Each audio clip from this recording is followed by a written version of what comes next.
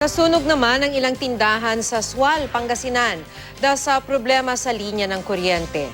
Namatay naman ang isang bata matapos matrap sa nasusunog na tindahan sa Mauban, Quezon. Makibalita tayo kay Jasmine Gabriel. Sumiklab ang sunog sa ilang tindahan sa Mauban, Quezon. Sa kasamaang palad, naiwan sa loob ng isa sa mga tindahan ng isang bata. Sa bilis ng pagkalat ng apoy, tumulong na sa pag-apula maging mga bumbero ng Karatig Bayan. Nang mga pulang sunog, nakita ang bangkay ng 6 na taong gulang na biktima sa banyo ng kanilang tindahan. Inatake naman sa puso't namatay ang isang lalaking 39 na taong gulang na may-ari ng isa pang tindahang nasunog. Nenervyos daw ito habang pinapanood ang paglamon ng apoy sa kanyang tindahan. Aabot sa 5 establishmento ang natupok.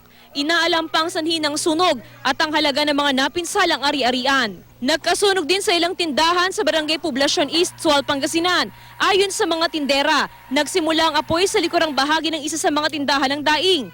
Tumas na yung sunog dyan eh. Tapos may pumutok. Tapos lumaki na. Pinatay namin yung kaya ng fire extinguisher. Hindi na kaya eh. Nang sumiklab yung yung dito sa yung apoy dito sa tabi namin na pwesto.